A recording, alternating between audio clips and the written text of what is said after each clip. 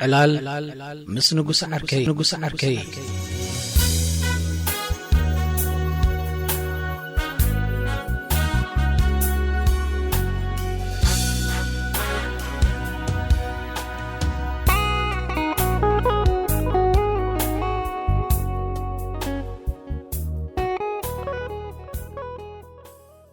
انت انا زي زربا مليت كاتدقاقمة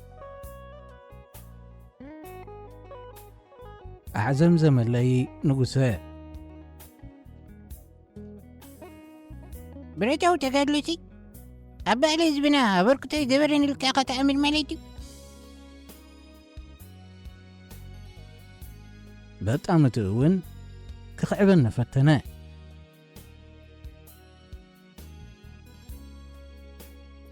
أبركتو جيرو ولا يقبرن يكونن قطعنا أنا زبل زلخو عدنتنا ولا كبرتاتنا بتغالسي كونن تسريحو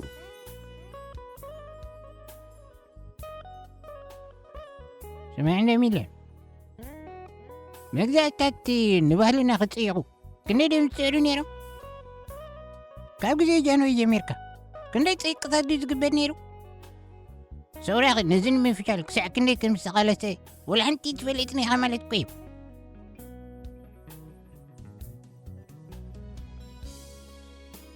مقزاتاتنا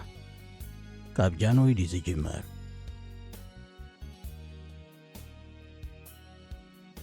كمان زي جمر كل كعادي لك كاب تركي أنس كاب طلعان كجمر اللي كصبي كاتسني حمو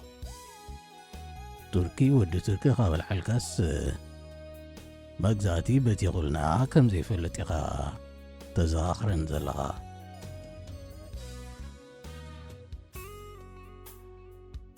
أنا زبل زلخسي بعد سيروسي جزات حيلتات ربعهم كحلو وقبلو ما جمران والي تهزبهم زبلا شو حجي تبقى وين أبنت نغبتاتنا مبالتاتنا نسيعهم كم دلهم كجزئي حسبهم نيرو ኢትዮጵያውያን ስኳ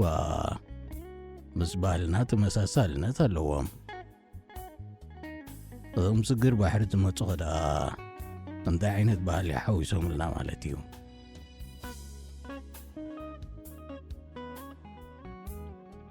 ወይ ለይ ወዲ أبليت كبها ترى حزب إرترا كيها هجي كاب كالوت إثيوبيا وين يعيشون أخت بالجميركا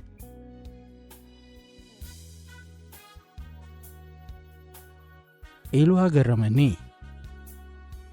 መዓስኩም ከም ዝበልክዎ ኣይዘከርክዎን እዚ ሕጂ ዝበልክዎ ከምኡ ዘይምዃኑ ግና ኣርጊጸ ፈልጥ ኣለኹ ክገዝኣና ዝሕሸና ኣካል የብልናን ንሕናሲ ነፃ ክንከውን ይፍታውና ብኸምኡ ድማ ኢና ኣብ ረፈረንደም እወ ንናጽነት ዘድመጽና ኢትዮጵያውያን በባህሊ ምሳና መመሰሳል ኣለዎም ስለ ዝበልኩ ዲኻ ነዚ ከም ይግዝኡና ጌርካ ትወስዶ መሪፅካ ተገሪማ ሓተትክዎ እንታይ ፈሊጥና ልካ ምስ ኢትዮጵያውያን ክትደናገጽ እምበር ጀሚርካ ገርመን እኮ እዩ ዘሎ ከምቶም መሳርሕትኻ ክትከውን ትደለለኻ ዲኻ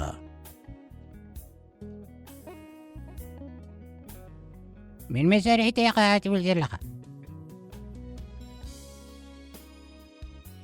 ከምቶም ካድራት ማለት እዩ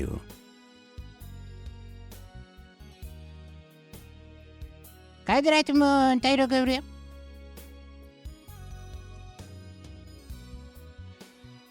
ካድራት መንግስትና ዳ ለመንግስቲ ዝተቃወመ ናይ ኢትዮጵያ ዜግነት ክዕድሉ ፍትኑ ከምኡ ስለ ዘይክእሉ ድማ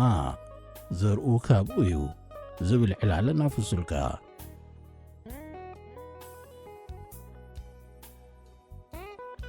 انتي ما زتك فعلك أسخى عدان عودغان فولت انديو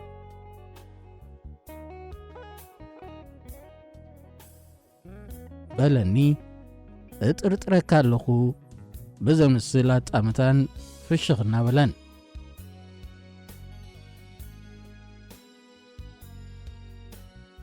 ዓዱን ዓውዱን ዘይፍሉጥ ሰብ እኳ የለን ምናልባት ዓዱ ዝረሓቐ ይኽኸውን ዝኽእል ከምዞም ኣብ ደገ ዝነብሩ ኤርትራውያን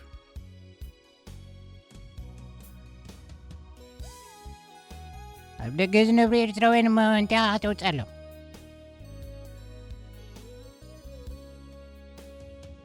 ወላ ሓንቲ ኣብቲ ዘለዎ ሃገር ግና መበቆል ዓዶም ብዘይገድስ ናይ ኤሮጳን ኣሜሪካን ዜግነት ተዓዲልዎም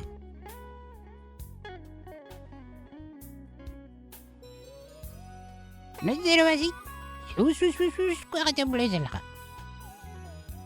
ናይ ባዕልን ክብርታትን እናተዛረብናስ ንስኻ ናብ መበቆልን ዜግነትን ትወስደና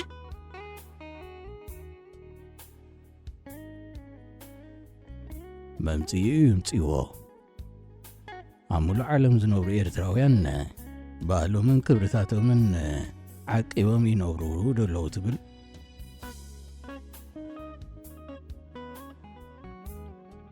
እንታይ ነዞም ኣብ ደገ ዘለዉ ዜጋታትና ትጠኣመት ውደይስኻ ኣብዚ ፌስቲቫላት ከም ንሪኦም ባህሎምን ክብርታቶምን ጥራይ ዘይኮነስ ሓድነቶምን ዓቂቦም እዮም ዝነብሩ ዘለዉ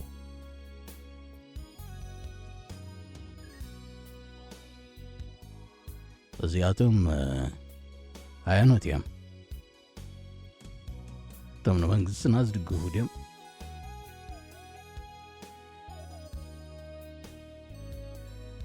ወይለይ ሃገርካ እናተፃረብካ ዶ ባዕልኻ ምዕቃብ ኣሎ ኢዳ እንታይ ክትስምዐና ኸደለኻ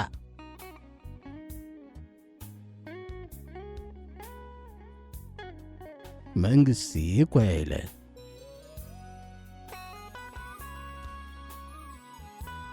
በቲኻ ፀሊዕኸም እኳ ዝሃገር ናይ መንግስቲ እያ መንግስትና እኮ እዚ ትማሊ ካብ ምግዛእትን ነፃ ዘውፃና እዩ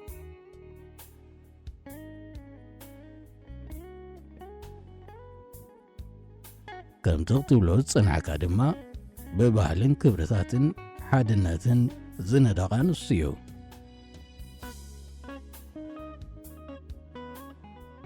ከምንተ ኢልካ እውን ካብ ዓቂ ዝረሓቐ ኣይኮነን ካብቲ ንስኻ ምስ ኢትዮጵያ ሓደ ባህሊ ኣለና ትብሎ እዚ ናብ ዓቂ ቅረብ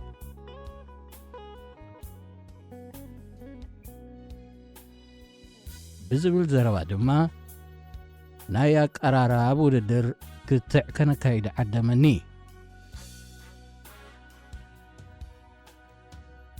ኣብ ውሽጢ ናይ ባዕዲ ባህሊ ኣትዮም ልምዶምን ባህሎምን ዝዓቀቡ ውሕዳን ህዝቢ ኸባለውሲ ህዝቢ ኤርትራ ብምግዛእቲ ከይተዳኸመ ባህሉ ዓቂቡ ክጸንሕ ክኢሉ እዩ ኢልካ ክትእመን ከመይ ገይሩ ወርታዕካ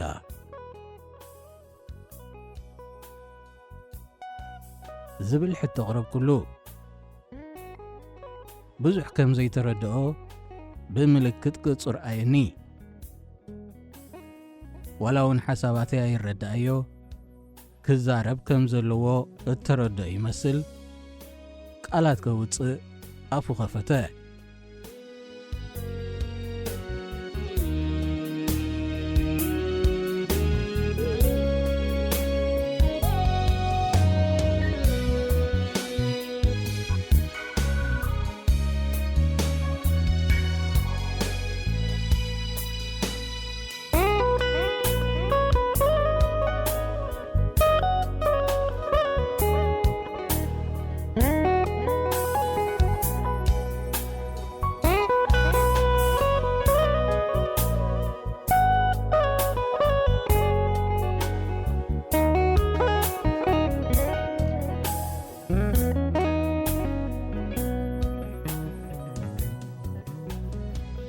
ንዓንዶ ከረዳእካ ሚልዮን ኢሉ ጀመረ ሓሳባተይ ዘይተረድኦ ንጉሰ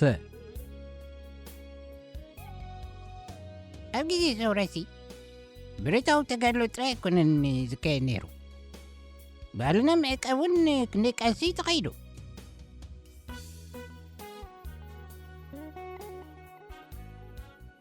እቲ ከረዳእካ ኢሉ ዝጀመረለይ ዘረባ ድማ እዩ ዝያዳ ዘይርዳእኒ ባህሊ ፖሊስ ጌርካ ዋላ ፖሊሲታት ኣውፅኢካ ዝዕቀብ ጉዳይ ኣይኮነን እቲ ቓልሲ ንባዕሉ ካብ ባህሊ እቲ ህዝቢ ክብገስ ዝኽእል ኣብ ውሽጢ እቲ ሕብረተሰብ ተሓቒፎም ባህሉ እናተላመዱ ዘካየድዎ ቓልሲ ነይሩ ተጋደልቲ ባህሊ ከባቢኦም እናተማህርዮም ክቕጽሉ ኽኢሎም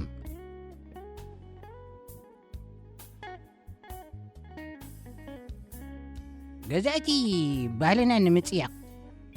ክንደይ ድዮም ዝፅዕዱ ነይሮም ቀጸለ ንጉሰ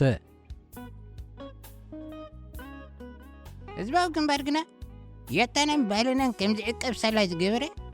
ንሳቶም ክእወት ይከኣሉን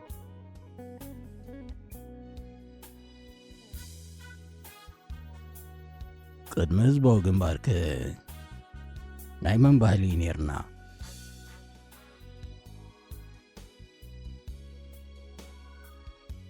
ራይ ናይ ባህልሲ ይጽናሕልና ድሓን ካልእ መዓልቲ ኸደዳእከ ኣብ ሓድነት ህዝቢ ኤርትራ ሰውራት ተጻወቶ ግደ ይነበረን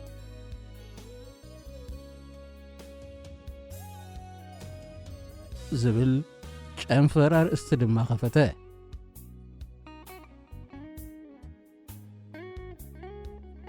ካብቲ ገዛእቲ ተጻወትዎ ግደ ንላዕሊ ማለትካ ድዩ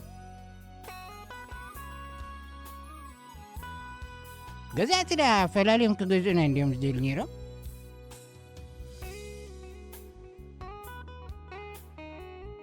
ሳላ ሰውራዩ ሓድነትና ድልዲሉ ትብል እንተሊኻ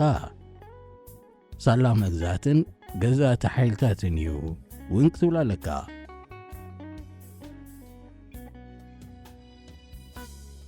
ከመይ ጌርካ ኢኻ ሰውራን መግዛእትን ተሓዋውሱ ዘሪኻ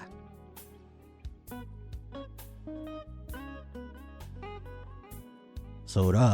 ውፅኢት መግዛእቲ ዘይኮነን እዩ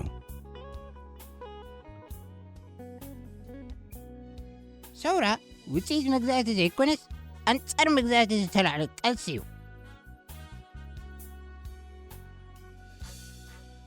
መግዛእቲ እንተዘይነብር ሰውራ ይምተላዕለን ዓቀይ እንተይ ንስኻ ተዳኽመና ኢኻ ስንክሳርካ ገዲብካ ንግዳ ዝብለካ ዘለኹ ተረዳእ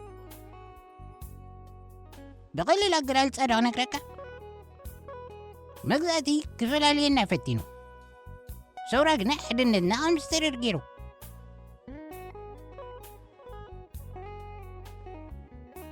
ከም ዘይርዳእለይ እናፈለጥኩ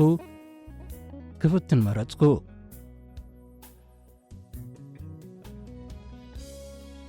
መግዛእቲ ንቑላትና ስለ ዝጨቆነና ብሓደ ከም ንለዓል ገይሩ ስለዚ መግዛእቲ ብኣሉታዊ መገዲ እንተኾኑውን ከም እናሓበር ጌርና ማለት እዩ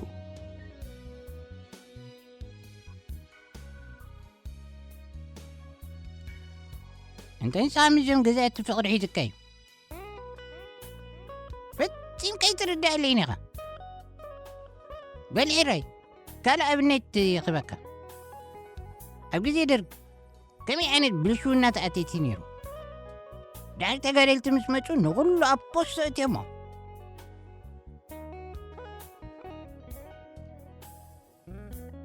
ንዓኣቶም ከ መን እዩ ኣብ ፖስቶ እትይዎም ነይሩ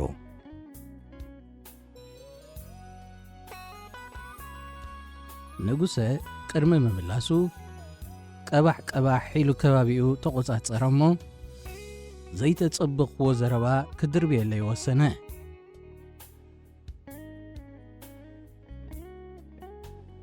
ግዳቂ ክንዛረብ ተኾይና ናይዛ ኹላ መሃንድስ እቲ ሰብኣይ ባዕሊ እዩ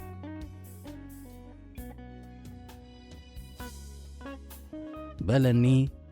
ከም ሓደ ሕቡእ ምስጢር ዘተንባህለይ ዓይናት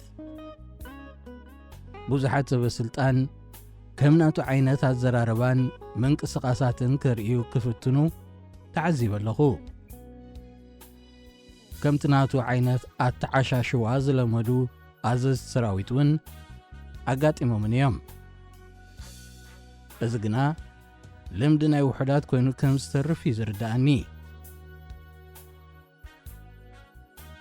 ቅጭ መፂኒ ትምህርቲ መሃንድስነት ዘይወደአ ሰብኣይሲ መሃንድስ ክብርታትና ክኸውን በልክዎ።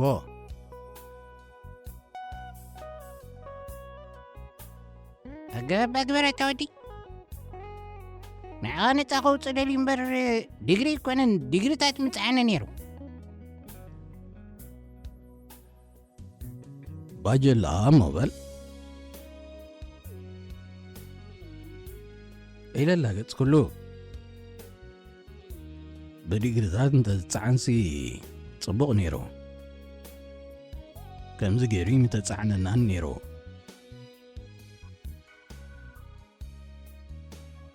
ክትሪኢኻ ግን ሚለ ነዞም ከምዚ ኸማኸ ዝመሰልኩም ማድ ሃገር ድማ ጎብየ ቀስ እናበለ ኽፅረየኩም እዩ።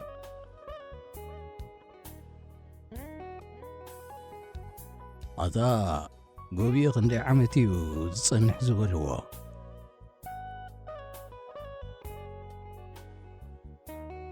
ስነ ፍልጠታዊ ሕቶ ቕረብ ኩሉ ዳርጋ 200 ዓመት እዩ በለኒ። ፖለቲካዊ ፍሽኽታ እናሰነየ